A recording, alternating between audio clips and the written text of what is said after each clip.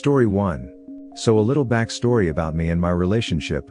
We are going on 8 years together this November. 2 years ago, around this time of year, I cheated on my husband. He had to do a little jail time, irrelevant to anything beyond how it happened. I had a physical and emotional affair with a guy I met online who didn't even live in the same state as me. It started out as emotional/flirtatious.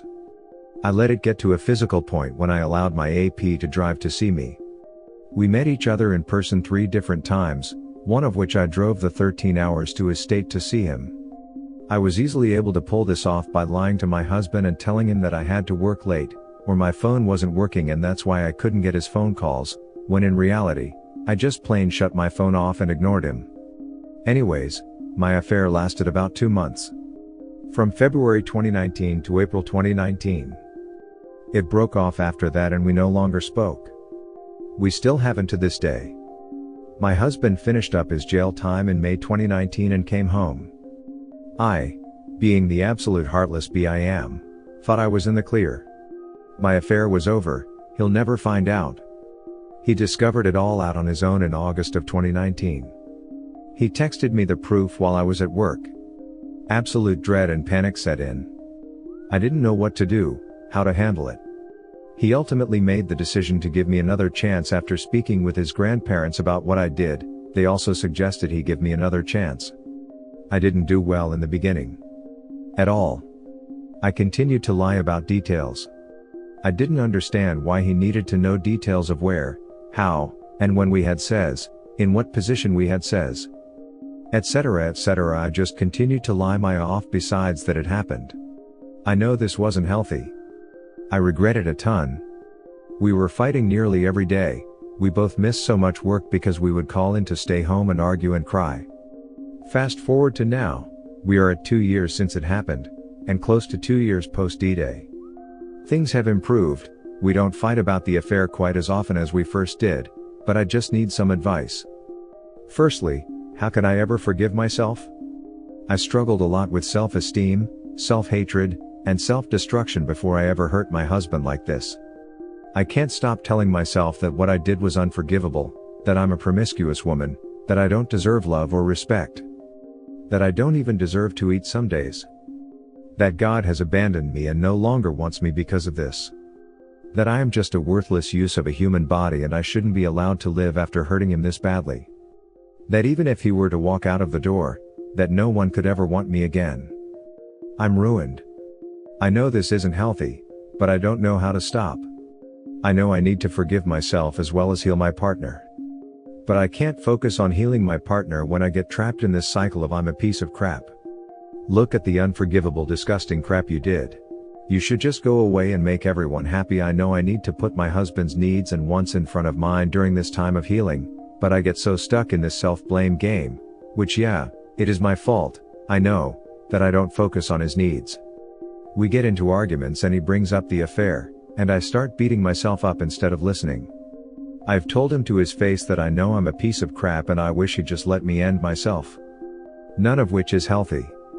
Even when I can stop myself from saying those things, I don't know how to handle arguments/triggers/dealing with the affair and hurt I've caused. He gets very angry and says things that hurt. I've been called a B, a promiscuous woman, a C, a dirty POS woman. I've been told I don't matter. That I don't care about anything as long as I get a C in my mouth that isn't my husband's. That I will forever be a promiscuous woman and that no one will ever want me. He screams at me, he tears into me. Things in our house have gotten destroyed. He's pushed me. He has screamed at me that he is moving out, that he is going to go cheat on me and record it, that he can do whatever he wants and I can't say crap about it. Is this normal? I know he is hurt and angry, and I deserve it. But I have a hard time not crying, or shutting down, or screaming back myself if the argument gets this bad. I know that with the pain I've caused, that I shouldn't feel like I deserve anything less. I want him to heal from what I have caused. I want us to heal as a couple. We do have good days still, and the affair arguments don't happen as frequently, but will we ever be better? What can I do to make him trust me and love me completely again? I suppose that isn't possible. I no longer have social media, He has complete tracking abilities on my phone down to exactly what app I am clicking on and what I am doing. I talk to no one. I have no friends anymore, and I don't even communicate with my mom as much anymore after he told me I told her too much about the affair. I am trying my damnedest and I still feel like he will never be healed because of me. What can I do to help him and help save our marriage? Do the arguments end eventually, or will I be getting screamed at for being a promiscuous woman 15 years from now? How do I stop myself from overreacting emotionally if he is angry or upset about the affair? I feel so helpless. Thank you if you read this. If things are that bad at home, then you two need to separate. It's fine if he can't get over it and doesn't want you anymore. A certain amount of venting/yelling after D-Day is fine too, even when it contains some incredibly harsh language. But if it's been over a year and he's still so consumed by rage that he's breaking things and getting physical with you, and if you're still dealing with self-destruction ideation, then things aren't working. You two need to be away from each other, working on yourselves separately and IC to deal with what you're going through. Thank you for your words. It's been 2 years now. He warned me ahead of time that this month and next month were going to be rough on him, so I have been trying to go with the flow, but it's hard. I am not having self-destruction thoughts, I haven't in a while. What I said is something I have said to him in a heated moment before, and that isn't fair. He was in IC before the affair was revealed, and has been going once a month since and still is. I just am not sure if he talks about it or not. I feel like it's not my place to ask what he discusses. I myself very much need IC and I'm willing to admit that. I keep thinking I can solve my issues alone, but that just isn't true. Thank you for listening. No problem can be solved from the same level of consciousness that created it. Albert Einstein, you can't do this alone. What books have you read? Have you gone to IC or MC? What have you actively done to help your situation? It may not be possible to heal.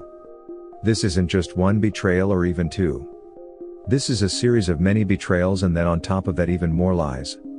You destroyed his trust to the point where your word means nothing. I let it get to a physical point when I allowed my AP to drive to see me. We met each other in person 3 different times, one of which I drove the 13 hours to his state to see him. Imagine how brutally vicious that is. You let it get physical and over 13 hours kept going with the affair. That is over half a day of working to have an affair on your husband.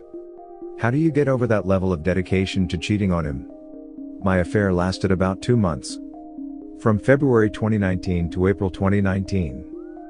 This wasn't a single event. A 13-hour trip to cheat on him multiple times while he was in jail. It is hard to even imagine the thought process he had to have been going through. I, being the absolute heartless B I am, thought I was in the clear. My affair was over, he'll never find out. He discovered it all out on his own in August of 2019. And this is another huge barrier.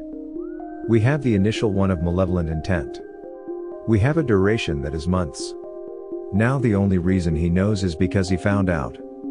You can't say you wanted to be honest with him because you did not tell him about the affair or own the lapses in judgment in any way.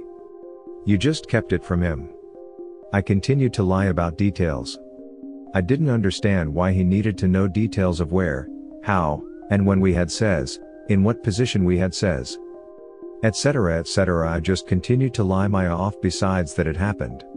And then you have the fact that you continue to lie and lie. At this point the relationship and trust is destroyed.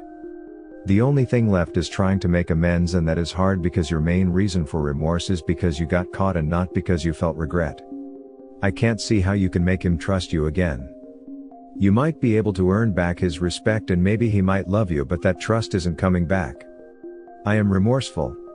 I do realize that he found out on his own, and I continued to lie and I have broken him beyond belief, but I am remorseful I hurt him, and for how I acted. Not because I got caught. Thank you though.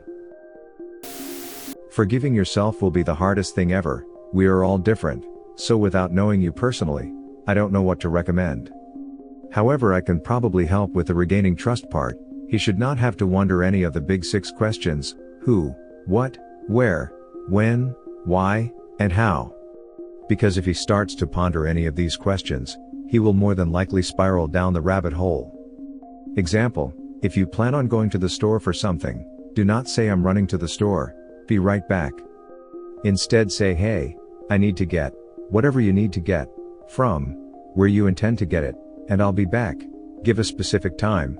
Do you need anything while I'm there? Now comes the important part.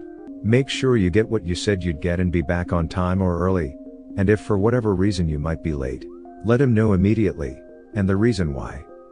I know, this will be terrible because it'll make you feel like a teenager with rules again. But it probably won't last forever.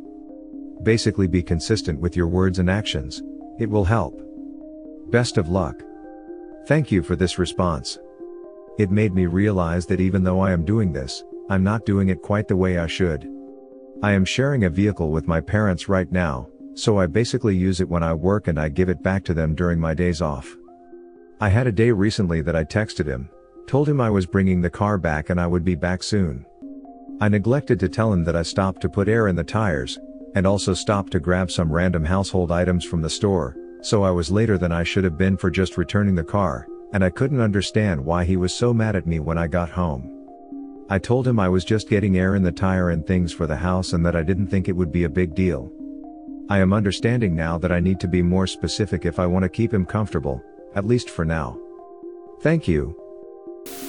Worldwide comments of the day. This cheating isn't about mental illness, it's just how many women have midlife crises. Test the daughter and leave the wife, she's broken, not your problem. You didn't break her and you can't fix her. Give her the freedom she wants and move on. She made an effort to cheat and will keep doing it. The classical way some of these people will twist what happened just avoid what actually happened. Cheating is cheating, there isn't a classical easy to do it. It's just done and that's it. Thanks for watching. Don't forget to subscribe for more interesting and relatable Reddit videos.